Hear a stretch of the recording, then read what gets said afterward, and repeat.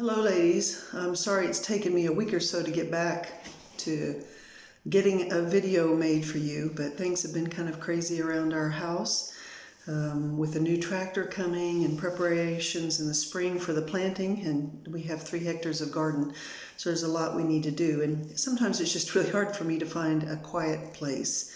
Hopefully, as I talk with you now, we won't get interrupted by tractor work outside or men tearing down a wall in the summer kitchen, which can be pretty noisy. But I've been searching for a time when it would be quiet and where I could really focus and share with you.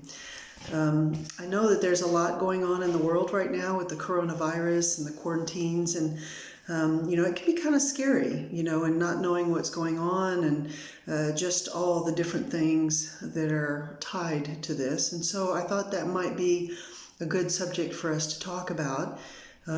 Suffering, a crisis, how do we handle that? And one of the first things is sometimes it's very difficult to understand suffering. Why do we have to suffer in the world? And it's very difficult for many people, and it's very difficult for even those of us who have a strong faith in God. As Christians, we struggle with that suffering, and we know that God is good, that He's all-powerful, He's everywhere at once. But why does He allow this suffering? And especially when it's unjust suffering, suffering against innocence and innocent people, and it's one thing if we do something wrong and we have to pay the consequences, endure the consequences, and that suffering we understand. I did something wrong, I've got this suffering. But when we didn't really do anything wrong and we have suffering, it's a lot more difficult for us to understand. And I think the first thing that we need to think about is that God is not happy. He does not delight when we are in suffering. He doesn't love to see us in suffering, and it causes Him pain as well. But He understands the big picture of suffering. Think about this. A small child wants to go and touch the stove. And as a mother, you tell them over and over, don't do it, don't do it, it's going to hurt, don't do it. But the one moment that you're not looking, they put their hand on the stove and they get burned. There's that suffering, that pain, and they learn through the suffering. And the same thing happens to us on an individual level, in a collective level, such as in our country or in the world. We kind of experience those things. Some people are saying, oh, I'm a Christian, it's not going to affect me. And that's not necessarily true. The only difference between those of us who have a faith in God and those who don't have a faith in God is that when we have problems, God is with us. In the Bible, it says 365 times in different places, I am with you. It's like God knew we needed reassurance every single day, 365 days a year. That we need to know that He is with us, that He loves us and He cares about us. He is not going to stop all the suffering in the world because there's a purpose to it. And sometimes through our human eyes, we can't see it. And that's where we have to learn to trust Him and know that He has a plan and that He's in control. The interesting thing about trust is if we know all the answers, no trust is required. So at my job or in my relationship with my husband or my children, if I know 100% what's going to happen, what's not going to happen, there's no trust involved. So when my daughter goes off to college, do I trust that she's going to make the right decisions or not? If I know 100%, if I'm there watching over her shoulder, it's not about trust. And that's one interesting thing about trust is that it has to have questions. There has to be some unknowns for us to trust. We can look at a chair and say, I think that chair is going to hold me, but not until we take action and we sit in it are we fully involved in the trust process. We trust that it's going to hold us up. So with God, He understands this, and He allows situations where we don't understand what's going on to help us grow in our trust, but also to test our trust. How much do we really trust Him? How much do we know that He is taking care of us, even though we don't like the situation? Again, it's like a parent. The child has to trust the parent. The parent says, no, you can't have candy every single day. You need to eat vegetables. The child doesn't like it, but what is the motivation of the parent? For the very best of their child. And they know that even though the child is not going to be happy and the child suffers, that it is the best thing for the child. And the same thing with us. Sometimes we're like a small child with God and we don't understand, but He knows what's best for us, and then we have to trust Him. And it's a very difficult step for many of us. I've been a Christian for a long time, but there are still moments when I have trust issues, like when I have to go to Ovir to do my annual registration here in Ukraine. I start to get a little bit stressed because I know sometimes there's just some things that are going to happen in the office that are unexpected and that I don't like, but I have to trust that God is in control of the whole situation. Yeah. Now, we have to remember that God knows our suffering, and that's one of the amazing things about how He sent His Son, Jesus Christ, to die on the cross for us. But before Jesus died, He lived on this earth. He was tempted with the things that we're tempted with. He endured suffering, and He was perfect, and still He endured suffering. And so that gives us an example of what we can go through, and He understands. He knows exactly how we're feeling. And I think that's one of those reasons that He put Jesus on the earth for us, just one of the many, is because Jesus understands what the suffering is about. He understands the fear and the anxiety. So sometimes in situations like this, we want to be angry with God. Why are you allowing this to happen? Why are people dying? And we just don't understand it. And let me tell you a story. Once there was a man who had one son, his beloved son, and that son ended up getting cancer, and the son ended up dying. And this man had a faith in God. He was a Christian, and he was really kind of angry with God and bitter. And he says, where were you, God, when my son died? And God says, the same place I was when my son died. See, God understands our suffering and our pain, and we don't always understand what He's doing, but we can trust Him, that He's in control, and that there is something that's being worked out on a scale that we don't see. And so we have to trust Him. And this is really the true test of our faith, is when we go through trials and tribulations, it's also our greatest witness to the world. Because if we truly believe in God, when a trouble comes, we should be at peace, we should be focused at God and looking for His hand wherever it's working. But if we're running around like a chicken with their head cut off, there's an idiom for you, kind of crazy and panicked, what does that say about our true trust and faith in God? And it doesn't mean that we're perfect, because I struggle constantly with faith and trusting God in specific situations. And like the men who come in and out of our rehabilitation center, is God going to work in their lives? Are their lives going to be changed? All those different kinds of things. I struggle with those things too. Being a Christian and having a faith in God doesn't mean you're perfect. It means that you're not in the struggle alone, that you have somebody very powerful walking beside you, and that He has this plan going on. So in these situations, we have a decision.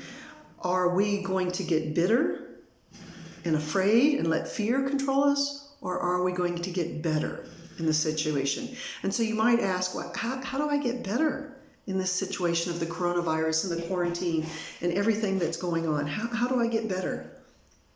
How do I grow? So first, I think we need to talk about fear and anxiety.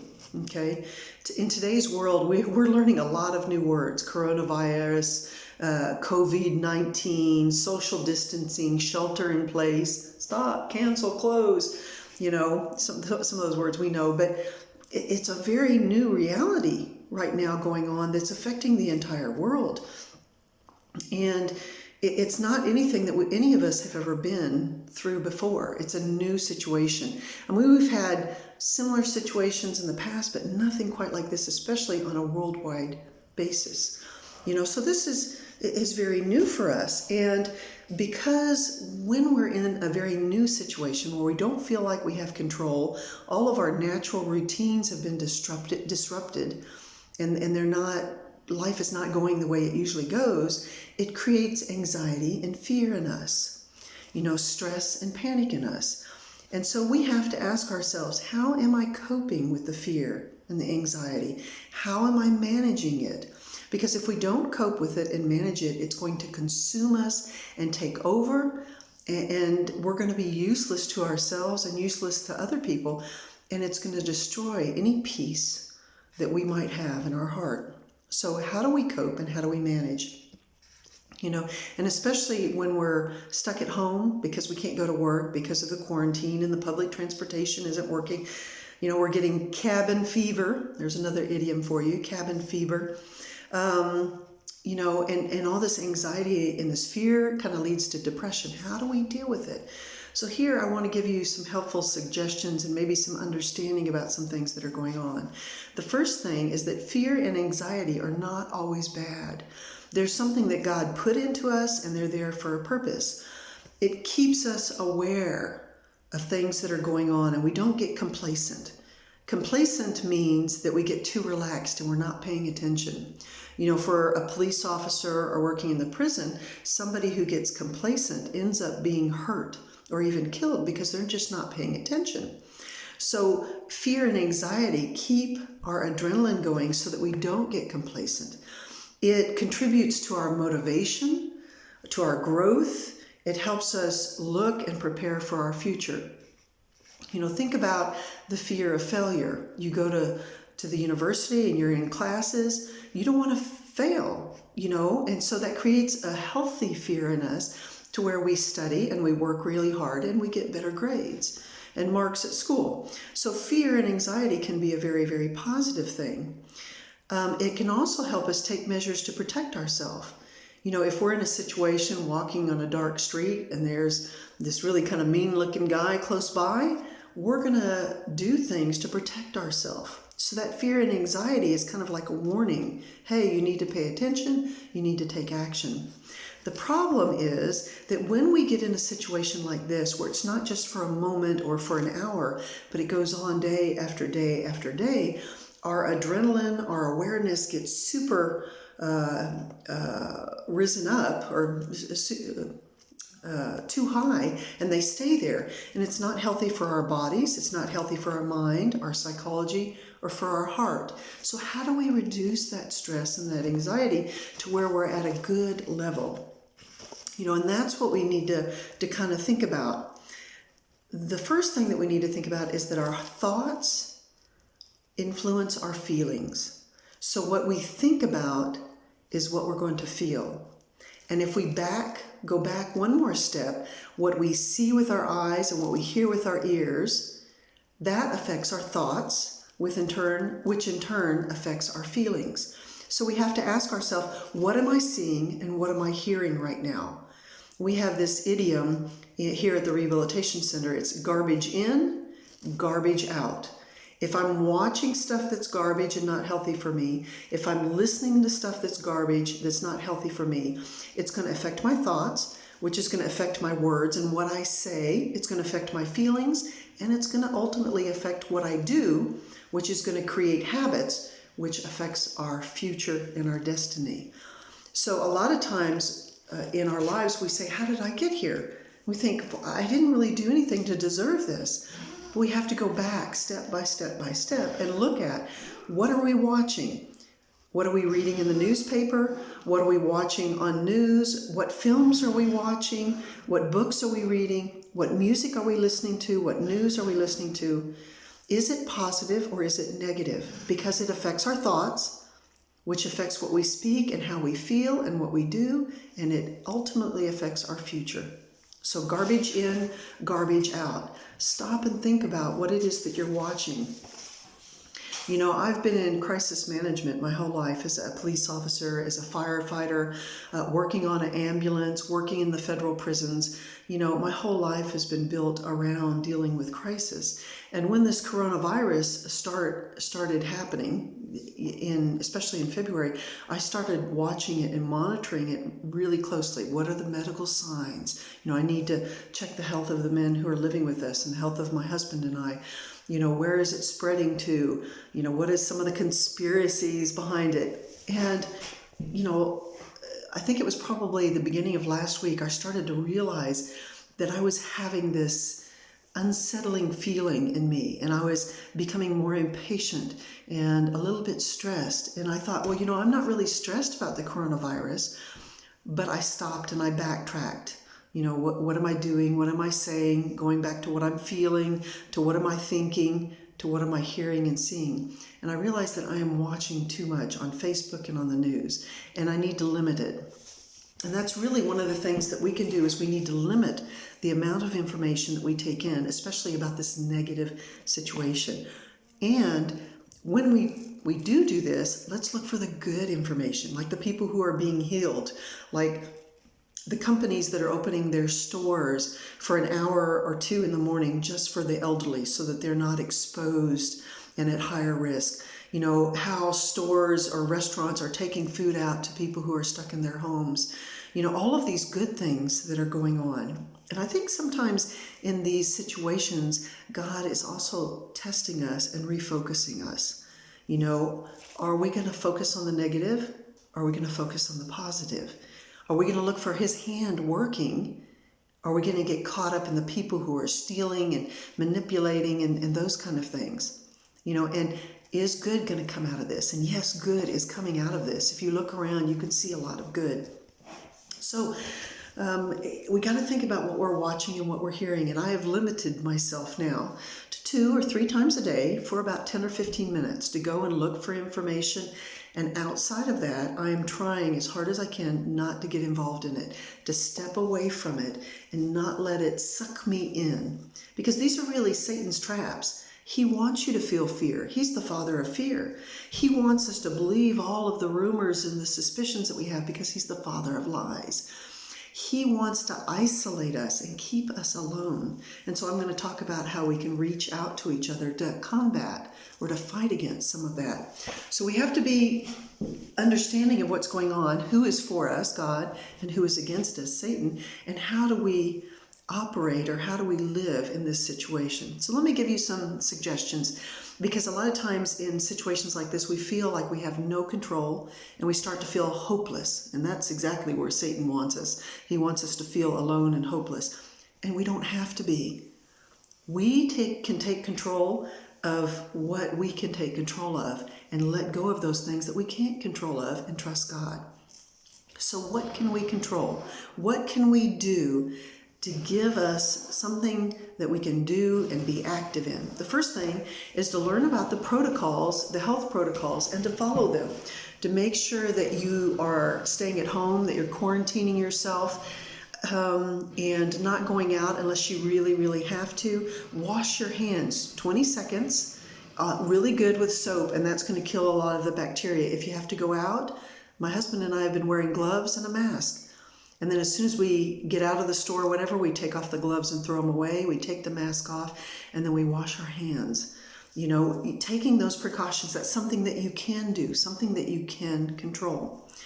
You know, one of the other things is just being aware of the first symptoms of coronavirus. And one of the really, really big symptoms that you can look for is to take a big deep breath and hold it for 10 seconds. And if you can hold your breath for 10 seconds, that's usually an indication you don't have the virus, because of how the virus works in the lungs. A person who has coronavirus, if you take a deep breath, you can't hold on to it and you start coughing. Okay, so that's a really, really first big symptom. Learn what those main symptoms are and then let it go. You know if you're getting sick or if you're not getting sick. So if you start to have allergies or maybe just a cold that you've picked up, you don't have to panic, because you know that the symptoms are a little bit different, you know, and there is something that you can do. You can go to the hospital and get checked out. So there are active things that you can do it. But first is to follow the protocols. The next thing is look at this quarantine as a gift. You're at home. You have quiet time if you don't have to work. You know, and so many times we get caught up in all the activity that's around us that we don't have quiet moments. And we don't realize how the stress and the anxiety has built in our life. Busy, busy, busy, busy, busy. And all of a sudden now we're stuck at home. What do? But God is saying, be quiet, be still. Pull out your Bible and read. Listen to some of your favorite music. Read a book that you haven't had a chance to read. Make contact with people that you haven't had a contact with in a while. But for these next couple of weeks, look at it as a gift. It's your perspective. Let me tell you a story about perspective. There was a young girl who was away at college, and she wrote a letter to her parents. And she says, Mom and Dad, this college thing is just not working out. In America, it costs a lot of money, So the parents are kind of stressed, and she says, I'm going to drop out of the university. And of course, as the parents read this letter, they're, already starting to get super stressed. And then she says in the letter, I met a young man. Well, he's older than me, quite a bit older than me. And I think I've fallen in love with him, and I'm going to run away with him, and we're going to get married. And you can just imagine the stress of the parents as they read this letter. And then she goes on and says, oh yeah, I'm already a couple months pregnant with his baby. And then she says, that they've run away, but this and that. And she just gives more and more detail on the letter. And at the bottom of the letter, she says, Mom and Dad, I love you. Please forgive me. Oh, P.S. Read the backside of the letter. And on the back side of the letter, she says, really, none of that's true. I'm staying in the university. I haven't met a man. I'm not pregnant, and I'm not running away. But my grades aren't as good as they could be, and I really need $200. It's all about perspective. So the parents, when they thought all this horrible stuff was going on with their daughter, when they read that she needs money and her grades aren't the top grades, they're relieved. They're happy. But if she'd just come right out and told them, hey, Mom and Dad, I need some money and my grades aren't that great, they would have been upset with her. So sometimes it's really about our perspective. How are we looking at the situation? So this time being at home, quarantined, is a gift for us. How are we going to use the gift? I'm trying to learn more Ukrainian words, and I'm adding to my vocabulary. I'm reading a book that I haven't had a chance to read. I'm doing more of my yoga, and spending time with my dogs and my other animals. So this is a gift. A third thing, focus on your faith, because with that faith comes the peace that God can give us and the comfort that he can give us. So read the Bible, look for the New Testament, or maybe the Psalms are really good, which is the very middle of the Bible. And the ones about how he takes care of us. One of the really good Psalms is Psalms 91. I think in the Russian or Ukrainian Bible, it's going to be Psalms 90 or Psalms 92. I forget. Maybe some of you girls, Natasha or Sveta could remind the ladies about this, because the Psalms in the Bible are a little bit off between our languages. But Psalms 91, a really, really good Psalms about how God takes care of us. So go and read some of that about, and let God take away that fear. Trust in him. He's the big daddy who wants to put his arms around us and protect us, and take care of us. So we can do that. Some scriptures that are really good that you might want to read. Let me give you Matthew, which is the first book in the New Testament. Chapter 6, verses 25 through 34. That's Matthew, chapter 6, 25 through 34. Another one is in Romans, the book of Romans, in chapter 8, verses 18 through 39. Again, that's Romans 8, 18 through 39. There's a couple more, and I'll kind of put something out on Viber for that in written form so that you can take a look at some of those, just to calm yourself. Look at the God who created the universe, who created the mountains, who created the rolling seas and the waves and the water. But yet he also created the wings on a little hummingbird. He created the fruit on a tree. He is in control of everything, and he loves you, and he loves me, and he wants to care for us. Nothing's impossible for him. The other thing I want to say is look for the good that's happening. I kind of mentioned that already. Look around to see how people are being kind to each other, taking care of each other, how different companies are doing the right thing and providing support for other people. Look at the good things the government is doing. We always tend to look at the negative things, but there are some good things that our government is doing here in Ukraine and in America for me, And look at those good things and celebrate those good things. Celebrate how many people are overcoming and becoming healthy after the coronavirus. Look for God's hand as he works. Sometimes we don't see it because we're so busy, but he's working all around us. So let's look for his hand and how he's working. We also need to recognize our limits. We need to understand how much we can do and how much we can't do. How much Facebook and the news can I watch and how much I can't because it becomes negative. How much can I help people and how much can I not? My husband and I, we feed the homeless in the city of Vinnitsa 2 times a week. And this week is the first week we didn't feed them. And it's been very difficult for us. Our heart is breaking. These people are in need. Many of them have very deep emotional hurts, and they're trying to drown it in the alcohol and the drugs. And when we go there, we can see the hope that's instilled in them, and we know many of them by name, and we have fellowship and communication with them, and we're not having that now. And who's giving it to them? Because we feed more than 50 people. And these aren't necessarily people who always obey the law. So if we were to go and try and feed, they might congregate, and feel panic trying to get the food. And that's going to cause problems with the police. The police are going to harass them, and we could get in trouble for it. But also, many of them hang around the train station and all the bazaars where lots of people are. So they are at higher risk of maybe contracting the coronavirus, and my husband and I are a little bit at risk because we're older and we have medical issues and all that kind of stuff. But are we doing something good if we bring them all together in a large group?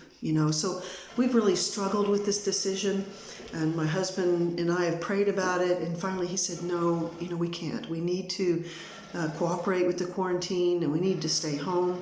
But it's been very hard for us.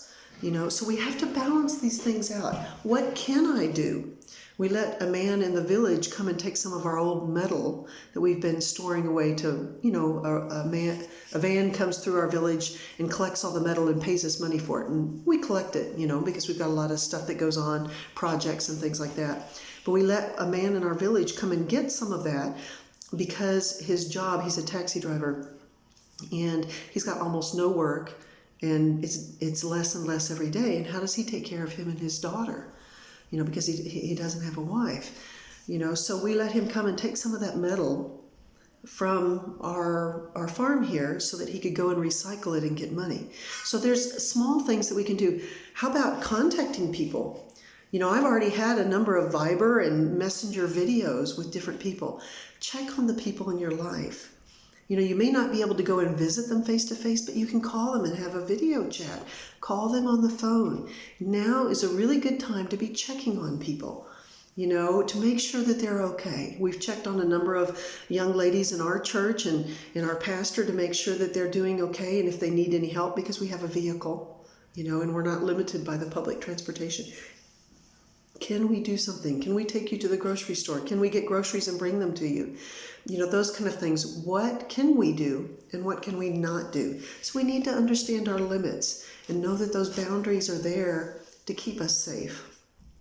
The last thing is, which I already started to mention, is focus on other people. How can you help them? I have tried to make all of my Facebook posts recently very positive, to give hope and to give joy and give laughter, some funny things. To just try and help alleviate some of that stress and that anxiety that people are having. That's one reason it took me a while to get this video together for you, because I wanted to make sure that I gave you something positive and encouraging and that you would walk away with this just feeling joy in your heart and peace in your heart, So think about other people. A lot of times we forget about our own problems when we help other people. But we have to be creative in these times because we can't run to their house or do this or do that. But what can we do? What can we do to encourage the people in our family, our neighbors, our friends? Keep in contact, and this is a good time to maybe catch up with people that you haven't had contact with in a while, and just talk with them and enjoy your relationships with them. You have the time for it now. So in conclusion, as we come up to almost 30 minutes, we need to remember that this is just for a short season. When you look at all the months and days of our lives, this month or two is very, very short. And we can endure it, and we can look at it positively, and we can grow in it, and become better people because of it. So just remember, this is not going to go on forever. This is just for a short season. But we decide how we're going to go through this journey. Are we going to go through it positive, growing, looking for opportunities, looking for the good in people, looking for God and where He's at? Or are we going to focus on all that negative that's out there and drowned in all the anxiety and the fear and the negativity and isolate ourselves and be alone and let Satan win? We don't want to let that loser win. So let's fight him. And we fight him with the tools that God has given us, by reading His Word, by praying, by focusing on the positive. Don't let that punk Satan win anything. Okay, girls? You are warriors for God, and let's go after it. Let's teach that boy not to mess with us. But of course, we need the weapons of God, because we don't have any of those spiritual weapons by ourselves. Okay?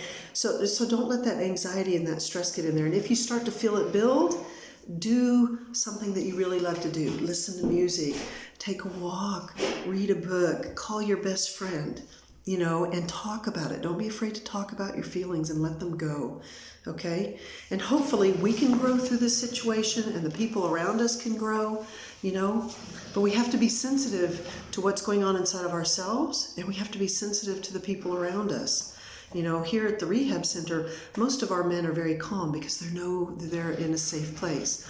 But I've had to think about my husband, and some of the stress, because he's got the responsibility of all these men in our rehab center and the homeless feeding on him, and watching. I need to watch him for little clues and ask him, how can I help you?